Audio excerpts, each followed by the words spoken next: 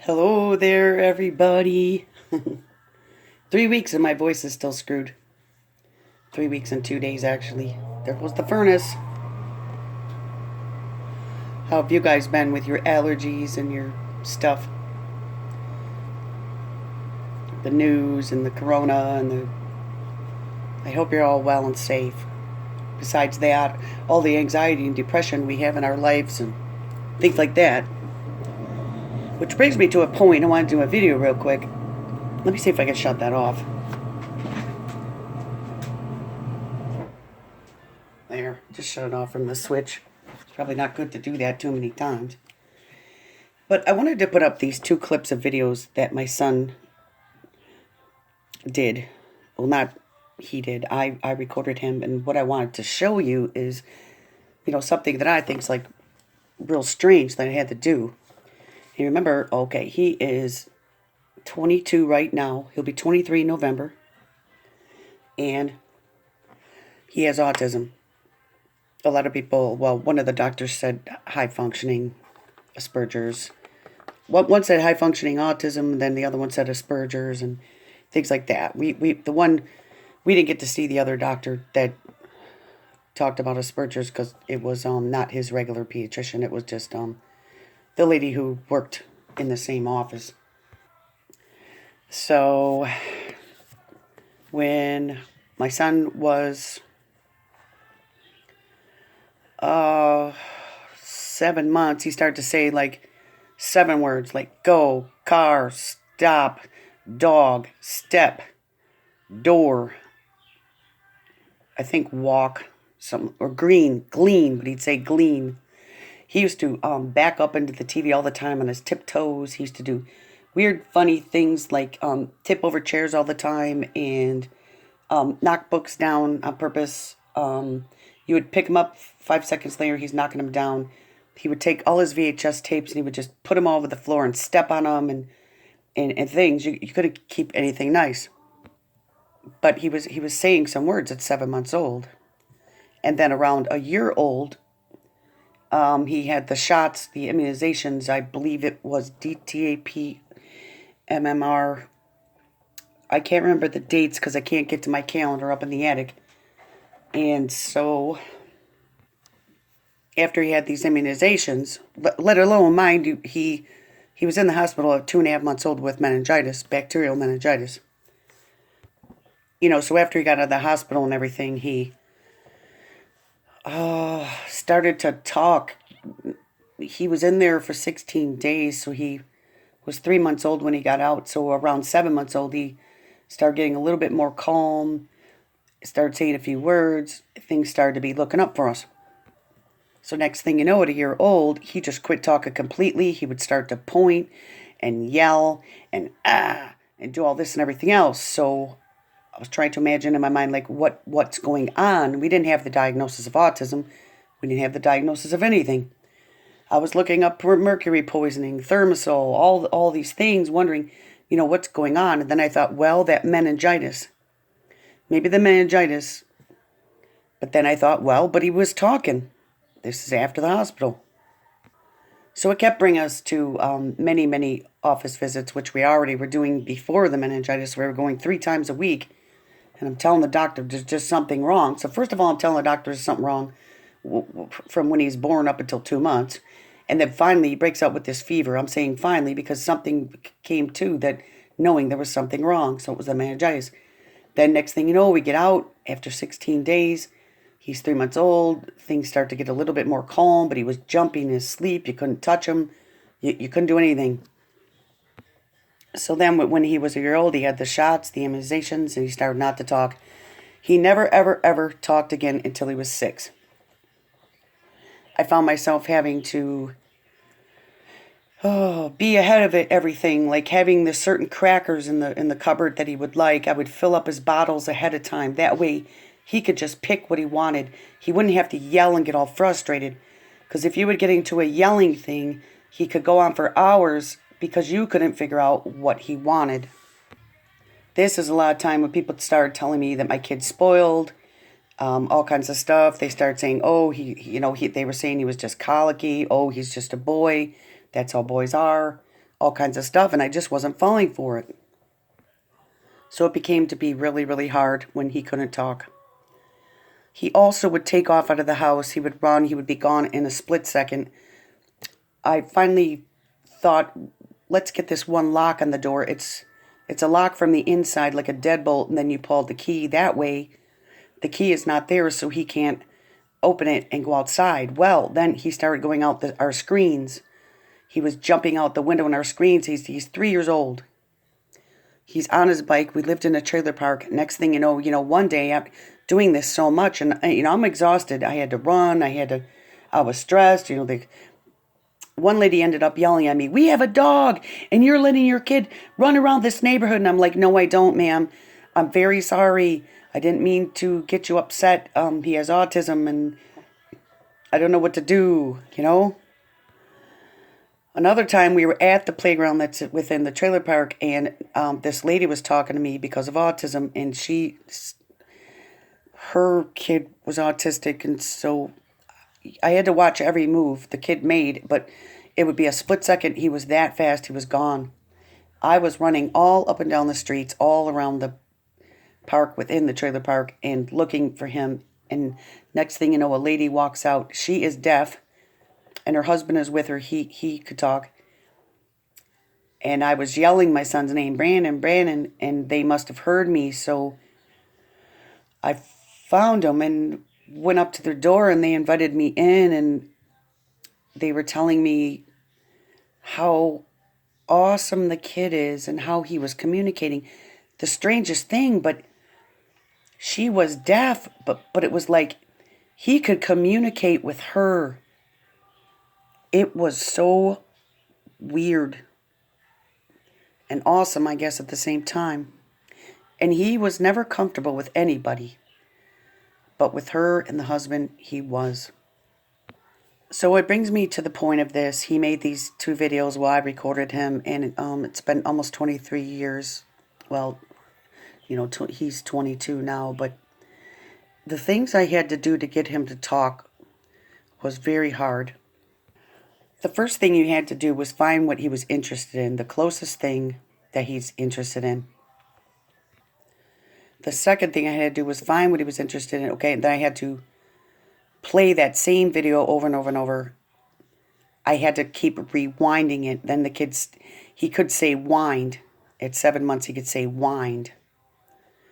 I had to keep rewinding the parts. So find what they're interested in. Replay, repeat. Rewind. Keep playing it over and over and over. And it gets very, very tiring. Then you have to find more interests that stem off of that one. Find similar things that are what he already likes, and work it from there again, and then put those in, but then keep repeating the old VHS tapes, you say. It's very, very hard work. That's all I know. Back 23 years ago, almost, when he was diagnosed right at 2.5, actually 2 weeks before he turned 3, luckily we got him into a school.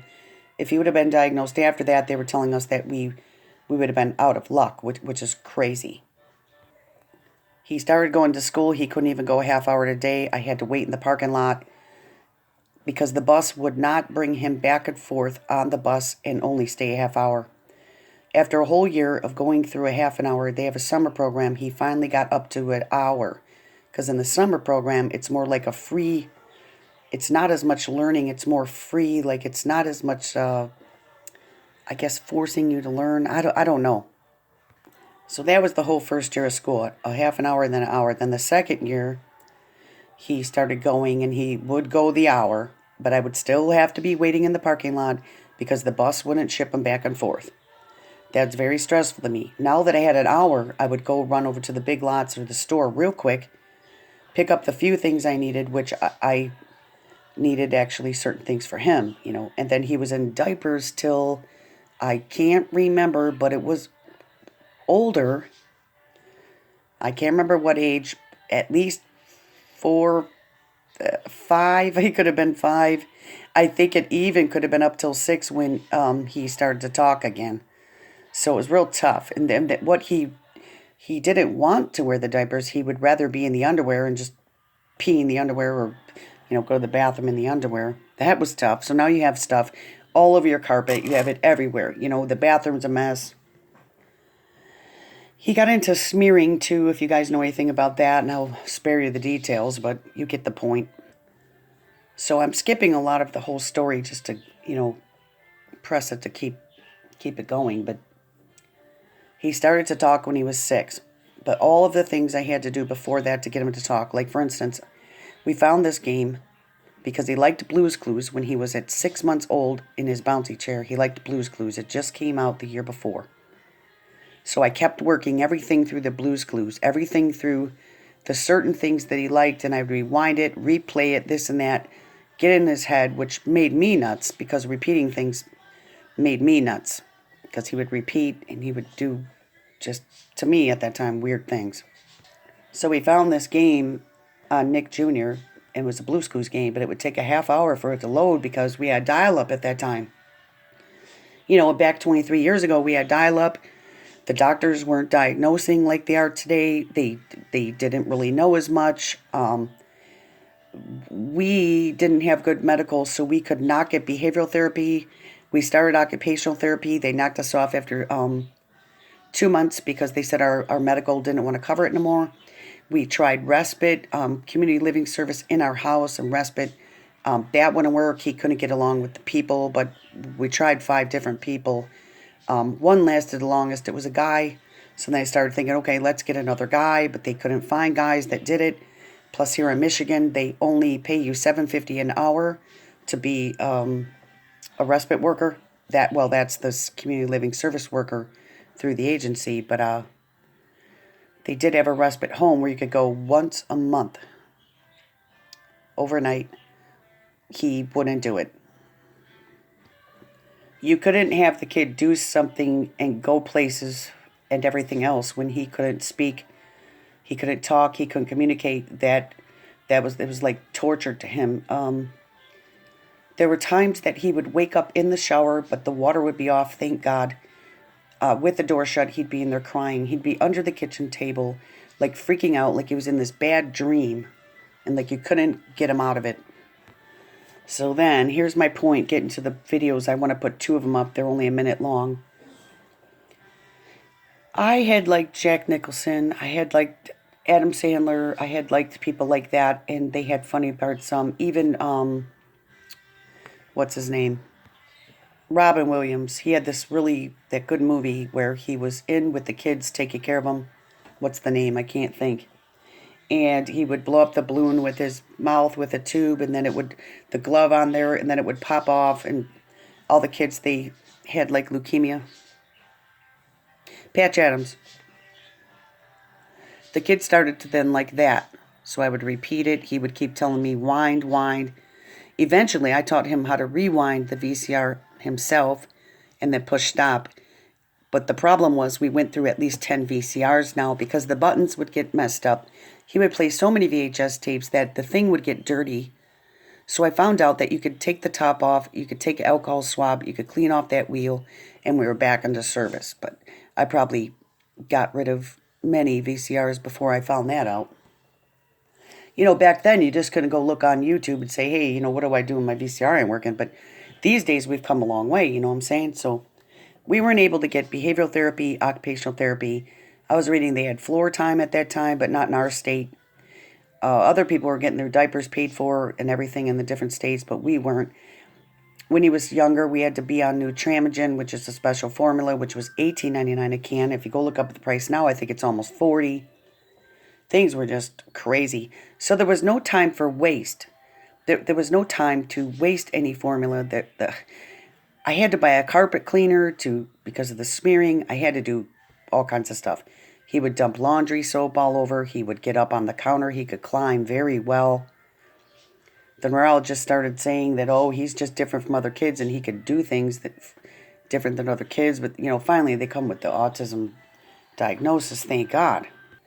that way he was able to get approved for Social Security because and then but the problem was at that point was still up until 3 years ago I was only able to make $200 a week with him getting he was only getting 500 and something and I was getting 800 so like $1,200 a month was too much for him to get food stamps or Medicaid and he needed the Michigan Medicaid he needed it.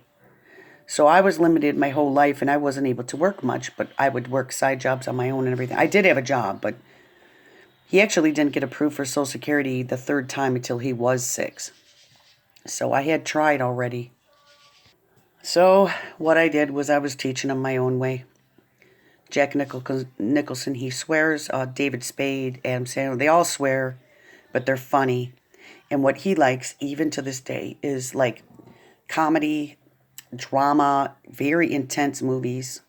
He even likes that Pet Cemetery. And I thought, oh my God, he was watching this when he was like 3 or 4, where that kid gets run over. And I'm like, oh my God, this stuff never ever fazed him. He liked it. He likes that real deep stuff. But then if you think about it, he probably did because he didn't understand himself.